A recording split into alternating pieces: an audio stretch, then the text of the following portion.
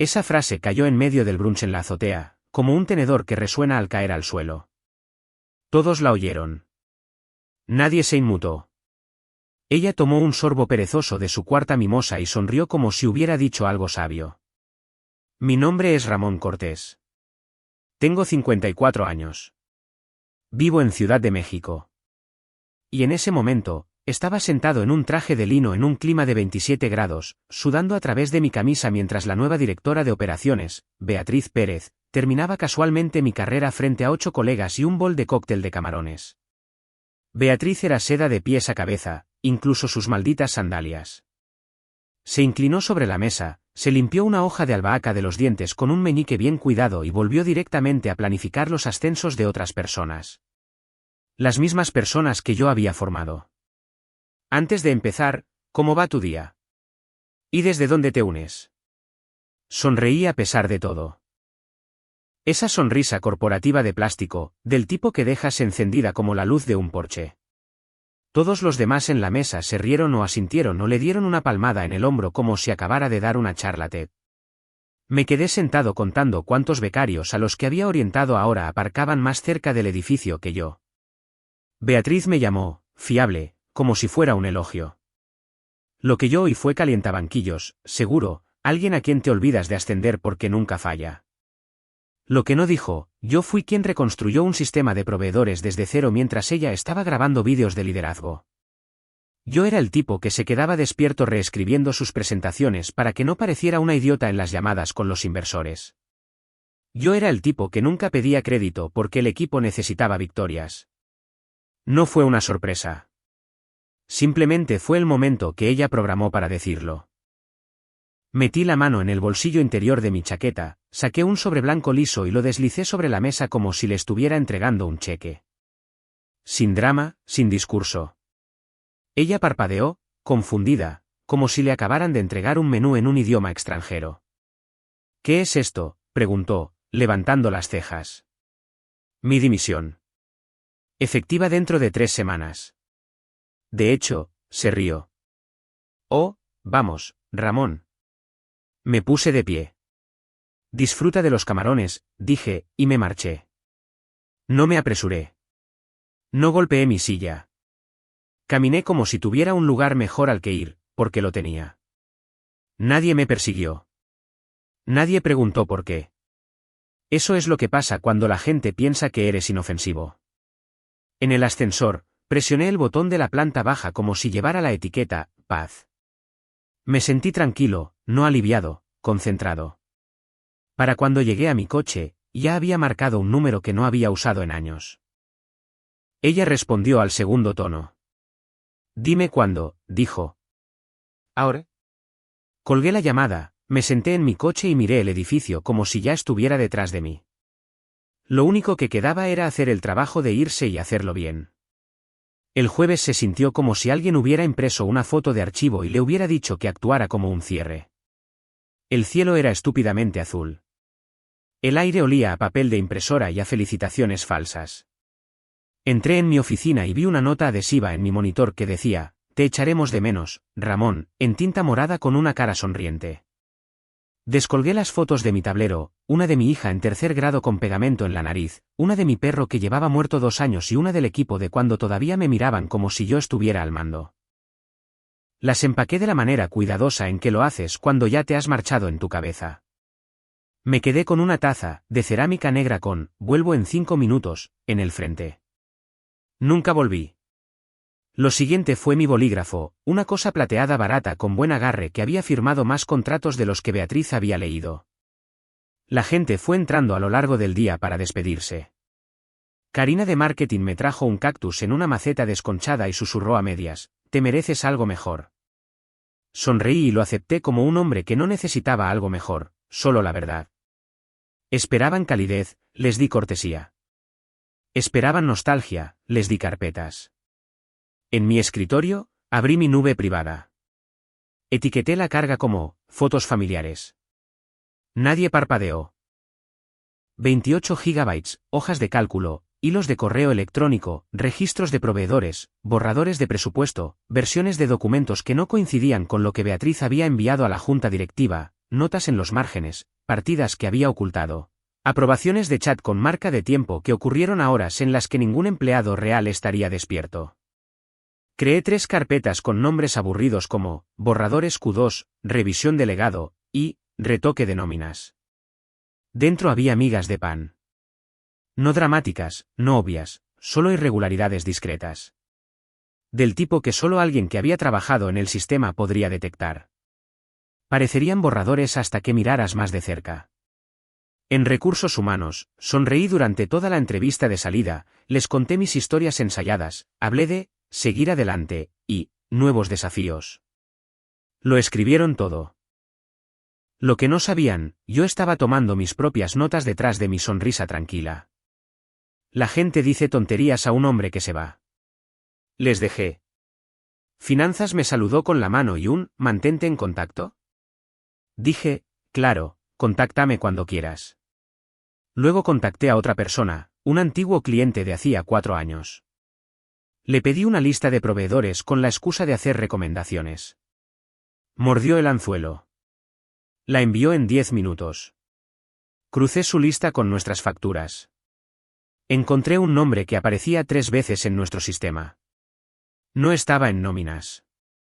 No estaba en recursos humanos. Ni siquiera tenía una maldita dirección de correo electrónico asociada. Eso no es un descuido. Eso es relleno. Lo registré todo. Lo indexé. Luego grabé un mensaje de voz para mí mismo. Calmado, directo y claro. Soy Ramón Cortés.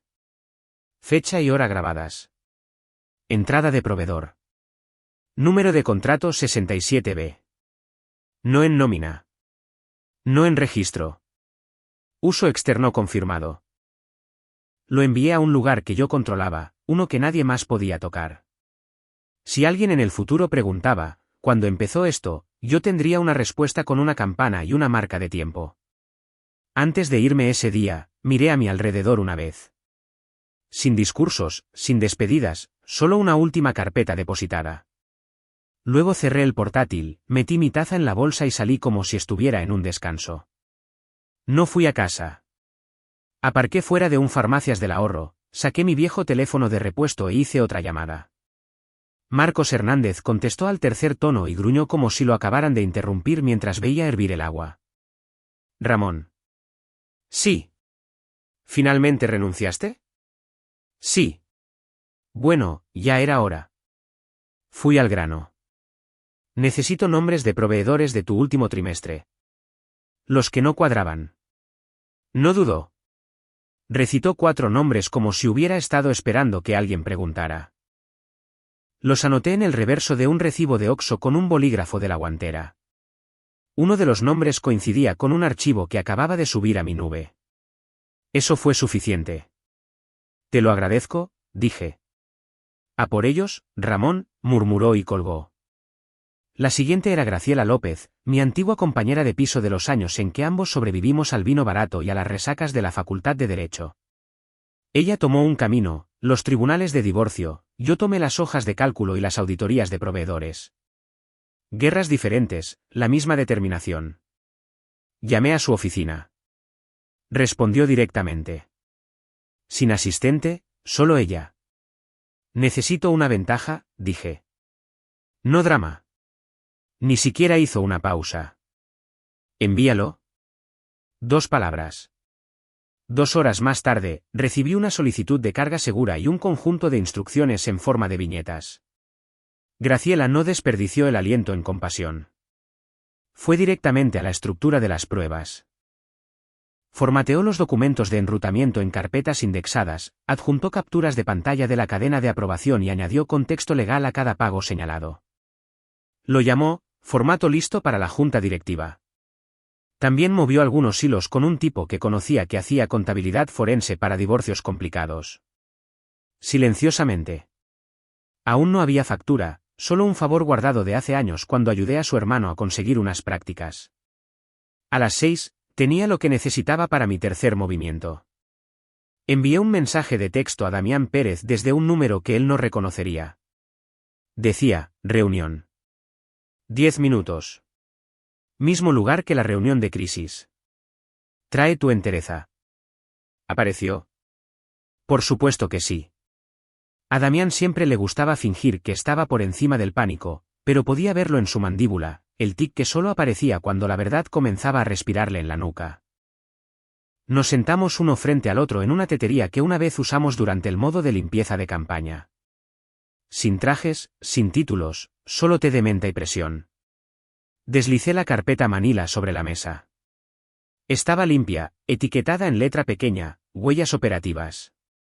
Dentro había resúmenes de enrutamiento, registros de gastos con proveedores no coincidentes y un libro mayor que construí a partir de 3 meses de pagos ocultos. Abrió la primera página, sin parpadear. «Has profundizado», dijo. Bebí un sorbo de mi té. «No eres el objetivo, pero eres adyacente». Él asintió, entendió lo que eso significaba. El título de su esposa, su nombre en la tabla de capitalización de la empresa, su firma en al menos 2 autorizaciones de bonificaciones. «Me encargaré de ello», dijo. «Graciela está dentro», añadí. Sus ojos se alzaron. Eso caló. «Tiene declaraciones juradas en camino», dije. «La gente está dispuesta a hablar». En silencio. «Correctamente». Marcos, Graciela y Damián no prometieron una guerra.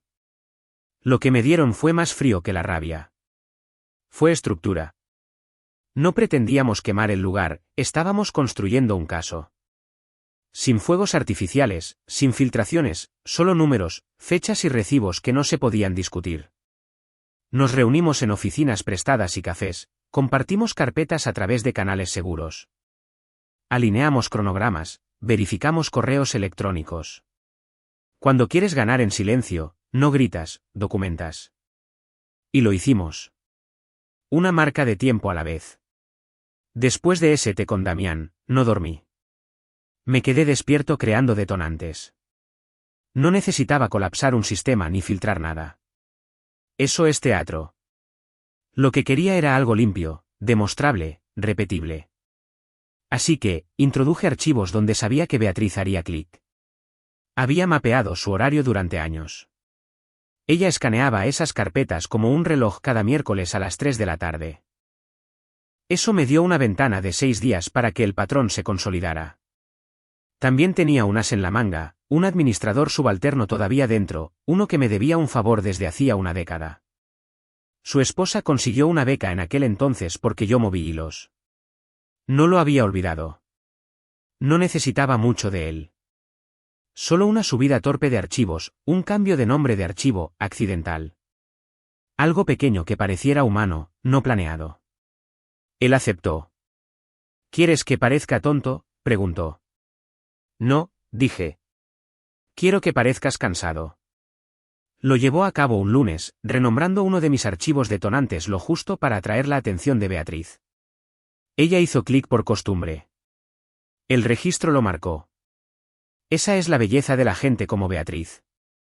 Creen que los sistemas existen para seguirlos a ellos. Nunca consideran que los sistemas también los registran. Y eso era todo lo que quería. No drama, no daño. Solo un rastro que no pudiera ser barrido más tarde. No planté virus. No toqué las nóminas. No falsifiqué nombres ni alteré datos. Solo me aseguré de que la verdad tuviera un testigo. Graciela revisó mis métodos y lo llamó zona gris legal. Sus palabras exactas fueron, no sabotaje, archivado estratégico. Incluso los abogados estuvieron de acuerdo. No se infringieron leyes, no se mostró malicia. Solo un hombre registrando su trabajo desde fuera. Lo comprobé todo 2 veces antes de cerrar la sesión. Las carpetas estaban justo donde ella esperaría. El administrador había dejado el desorden suficiente para que el patrón pareciera no planeado. Y entonces hice algo que nadie espera. Dejé el sistema en paz. No lo supervisé. No interferí. Me alejé tranquilo, limpio. Porque cuando construyes las cosas de la manera correcta, no necesitas tirar de la anilla. Solo necesitas dejar que el peso se asiente. Las cerillas se quedaron sin encender. Pero la mecha era procedimental, oculta en la rutina. Beatriz abriría el archivo correcto en el momento adecuado, Y el sistema haría el resto sin emoción, sin ruido, sin que nadie levantara una mano. Así es como se revela la podredumbre en una estructura como la nuestra. No prendí fuego a nada. Solo me aseguré de que la luz permaneciera encendida el tiempo suficiente para que la verdad fuera vista. 2 días después de que me fuera, el zumbido empezó. El calendario de Outlook de Beatriz comenzó a fallar. Las reuniones se adelantaban o retrasaban 5 minutos. Algo menor, pero suficiente para alterar su ritmo. Ella supuso que eran problemas de sincronización. Luego, una presentación que envió a la junta directiva volvió con notas al margen del director ejecutivo, notas relacionadas con cifras que ella juraba no haber tocado nunca.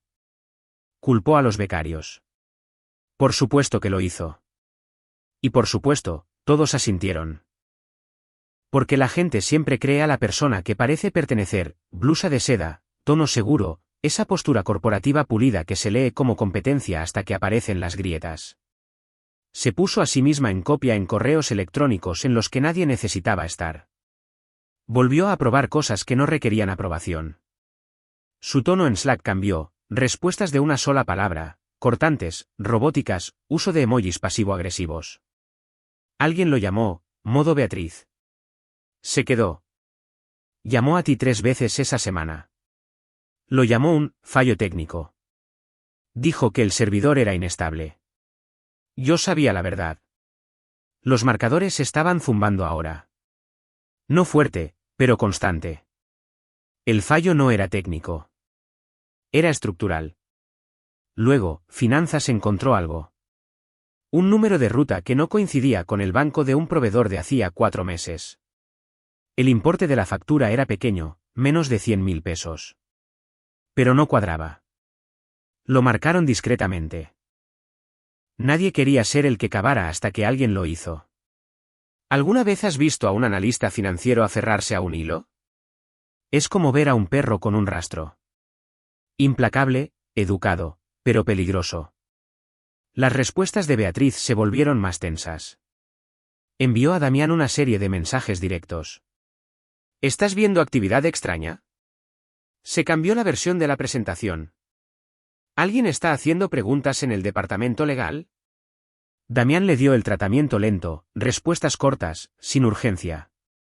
Cuando ella presionó más, él dijo, quizás valga la pena hacer una auditoría interna rápida. Solo por si acaso. Ella lo tomó como quien toma un pronóstico del tiempo en un día soleado. No empacó un paraguas. Para el viernes, su acceso se ralentizó. Intentó aprobar una bonificación de nivel medio para sí misma. El sistema la envió a la cola de auditoría. Lo intentó de nuevo. Lo mismo. Su asistente, que una vez la seguía como un perrito faldero, se reportó enferma. Y fue entonces cuando la gente empezó a observarla. No en voz alta, no abiertamente, sino de la manera en que los perros empiezan a mirarte cuando se dan cuenta de que ya no tienes más golosinas. Ella ladró y nadie saltó. Luego llegaron los correos electrónicos. Asuntos como, irregularidades operativas, urgente, preocupación anónima, inconsistencias de proveedores. Recursos Humanos los abrió. El departamento legal los clasificó. Sin drama, solo una escalada silenciosa. Alguien añadió una pestaña a la carpeta, pendiente de revisión, requerido. Así es como se desmorona una empresa cuando se ha mantenido unida por favores e imagen. No a gritos, sino en listas de verificación. La gente que una vez adoraba a Beatriz empezó a saltarse sus llamadas. Las reuniones se cambiaron debido a conflictos de agenda. Ella seguía vistiendo los mismos trajes de poder, seguía de pie como si dirigiera la sala, pero la sala dejó de responder. Yo lo observaba todo desde la encimera de mi cocina, café en mano, viendo las conversaciones de Slack de un amigo en cumplimiento normativo. No sonreí. No me regodeé. Me di. Eso es lo que aprendes después de 9 años de ser subestimado. El daño real no es el fuego. Es el equilibrio. Y el equilibrio había comenzado a cambiar. Para el lunes por la mañana, el edificio se sentía como si hubiera estado conteniendo la respiración todo el fin de semana. Damián entró sin su habitual sonrisa pulida. sin saludos, sin bromas, solo un hombre en una chaqueta con un sobremanila y una mandíbula que parecía haber estado apretando durante toda la noche. No irrumpió en recursos humanos. Caminó como alguien que lleva malas noticias que merecen la dignidad de un tono plano y una mesa. Dejó el sobre, dijo, esto necesita ser registrado inmediatamente. Dentro había declaraciones juradas, marcas de tiempo, proveedores no coincidentes y un índice compacto con un título que no dejaba lugar a malentendidos, irregularidades operativas y conflictos de interés, pruebas recopiladas. Beatriz recibió la llamada menos de una hora después. Su expresión no se rompió de inmediato. Lo tomó como una alerta meteorológica, una voz tranquila en el teléfono diciéndole que una tormenta ya estaba sobre ella. Convocó a la junta directiva como una reina exigiendo su corte. Ellos aparecieron como inversores que acuden a una brecha de seguridad, rápidos, concentrados, sin sonrisas. El presidente leyó las 2 primeras páginas y no parpadeó. El departamento legal solicitó una pausa. Recursos Humanos bloqueó su acceso antes de que nadie dijera la palabra investigación en voz alta.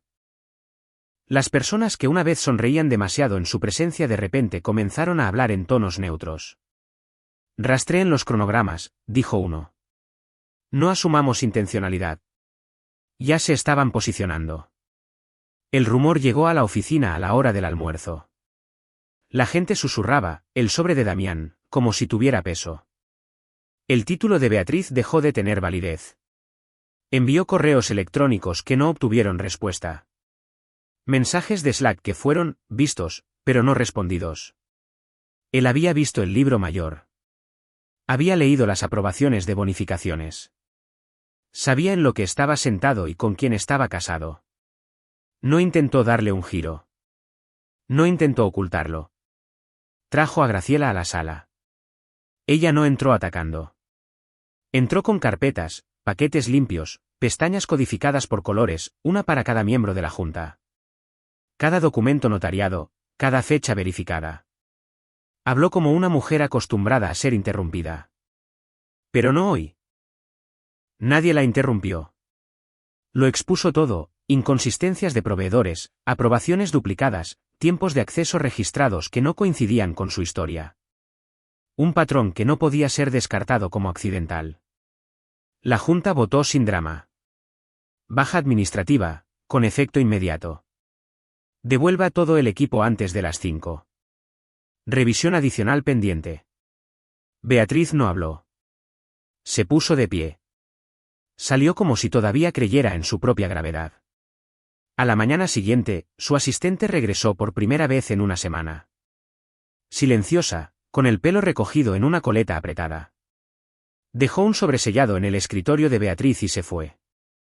Dentro, protocolo formal de recursos humanos, desactivación de la credencial, instrucciones legales. Beatriz gritó. La gente lo oyó. Nadie saltó. Unos pocos miraron.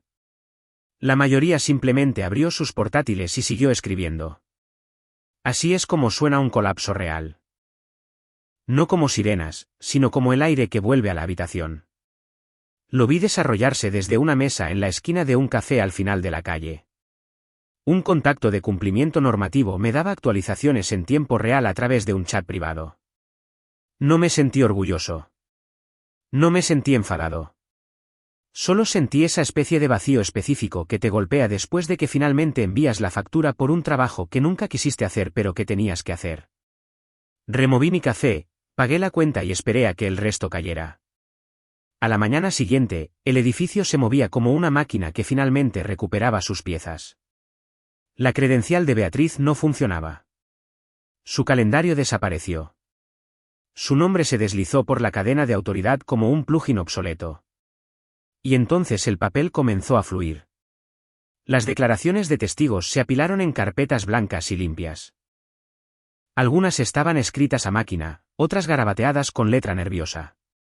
Todas apuntaban en la misma dirección.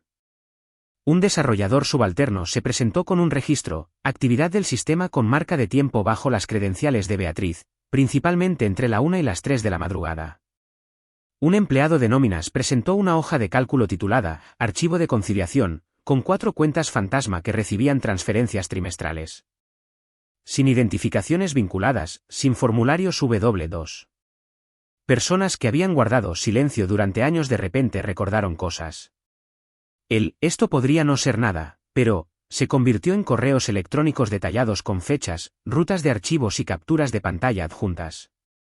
El comité de auditoría no sonrió ni una vez. Graciela y Damián se reunieron con ellos en una sala de conferencias tranquila y sin ventanas. Ella trajo una carpeta que no parecía impresionante hasta que la abrió. Fueron línea por línea. Sin acusaciones, solo números. Hechos. Después de una hora, el comité ya no parecía estar juzgando a nadie. Parecían personas tratando de resolver un problema de sistemas antes de que se convirtiera en una crisis. Fue entonces cuando cambió el tono. Ya no se trataba de Beatriz. No más. Se trataba de una estructura que le permitió hacerlo. Sin control, sin documentación y sin ser molestada. La Junta dejó de preguntar quién firmó qué y comenzó a preguntar por qué nadie lo detectó antes. El abogado de Beatriz intentó las tácticas habituales. Ella no sabía que esa cuenta estaba marcada. Asumió que alguien más había revisado al proveedor. No fue informada sobre el rechazo de la cola de auditoría. Ese tipo de defensa funciona cuando hay dudas. Pero los recibos eran demasiado limpios. Las marcas de tiempo son frías. No les importa lo que quisiste decir. Les importa lo que hiciste. La Junta no celebró una conferencia de prensa. Emitieron un breve comunicado: hemos iniciado una revisión interna. Estamos cooperando plenamente con auditores independientes. No comentaremos sobre asuntos de personal. La prensa especializada lo recogió por la tarde. Los titulares fueron suaves: por ahora, reajuste de liderazgo en marcha en firma de la capital. Preocupaciones anónimas provocan revisión interna. Pero los hilos en línea no fueron tan educados. El nombre de Beatriz comenzó a ser tendencia. Los inversores empezaron a llamar. Las proyecciones de ingresos fueron cuestionadas. Correos electrónicos de socios pedían contactos de liderazgo actualizados. La confianza pública es como un panel de cristal. No lo rompimos. Lo golpeamos hasta que se mostraron las grietas. Esa noche, recibí una llamada. Un competidor. No los nombraré, pero me ofrecieron un puesto. Senior, discreto, bien pagado. El tipo de trabajo donde no luchas por ser visto. Simplemente haces el trabajo. Les dije que lo pensaría. Luego no dormí. Por la mañana, les devolví la llamada y dije que sí. No por venganza, no por orgullo. Porque cuando un hombre ha pasado casi una década manteniendo la cabeza baja mientras otras personas trepaban por su espalda, la claridad se siente como un ascenso. No quería enterrar a Beatriz. Quería que la empresa viera lo que ignoraba. Dejar que el sistema se ajustara. Dejar que ocurriera la limpieza. Algunas personas se fueron en silencio. Otras fueron reasignadas. Unos pocos se disculparon sin usar la palabra. Y lo observé todo como los hombres de mi edad observan un barco zarpar del muelle, tranquilo, honesto y un poco triste. Pasaron las semanas y la Junta actuó con rapidez. Se implementaron nuevos controles. Las cadenas de aprobación se hicieron más claras. La oficina de cumplimiento normativo fue sacada de debajo del pulgar de cualquier ejecutivo y colocada directamente bajo la Junta, donde debería haber estado desde el primer día. Beatriz no llegó al siguiente trimestre. Le pidieron que renunciara y lo hizo, con una declaración genérica sobre la necesidad de centrarse en prioridades personales. La prensa de la ciudad lo llamó una reorganización de liderazgo. Los blogs de becarios lo llamaron karma. Yo lo llamé exactamente lo que era, la documentación haciendo su trabajo. El divorcio de Damián se presentó sin titulares. Sin gritos, sin discusiones en el jardín. Se mudó de su apartamento compartido con una única carpeta manila y el tipo de expresión que se ve en los hombres que finalmente entienden lo que el silencio les ha costado. Graciela no lo alargó. Lo manejó como siempre lo había hecho, quirúrgicamente. Damián obtuvo lo que necesitaba. El resto se dejó para que la empresa lo resolviera. La dirección que él dejó atrás permaneció a nombre de ella. Esa no fue mi victoria, Esa fue su rendición de cuentas. En mi nuevo trabajo, las cosas se veían diferentes. No más llamativas, solo más limpias. La gente allí se daba la mano porque lo sentían, no porque necesitaran algo. A mi equipo le importaba el proceso, no la jerarquía. Me saludaron como si fuera parte de algo, no una amenaza o un peldaño en la escalera. Dejé de contar quién conseguía los buenos sitios de aparcamiento. Dejé de observar quién era invitado a las reuniones. En cambio, escuché cómo hablaban. Observé quién tomaba notas. Algunas personas pasaron por mi escritorio la primera semana. No para halagarme, sino para hacer preguntas reales. Cómo construir aprobaciones que se mantuvieran. Cómo dejar un rastro de auditoría limpio. Cómo prevenir exactamente lo que yo había vivido. Eso significó más para mí que cualquier titular. Beatriz llamó una vez, dejó un mensaje de voz. Su voz tenía esa tensión, como si no pudiera decidir si se estaba disculpando o acusándome de algo. Lo reproduje una vez, luego lo guardé en una carpeta etiquetada como buzón de voz, archivo. Nunca devolví la llamada. No hay cierre al hablar con alguien que ya ha elegido quién es. Los hechos hablaron. Siempre lo hacen. No estoy contando esto por aplausos. Lo estoy contando porque soy un hombre de 50 y tantos años que finalmente aprendió lo que gana. No los gritos, no la venganza. La paciencia, el proceso, los registros. No necesitas quemar la casa. Solo necesitas mostrar dónde se están pudriendo las paredes.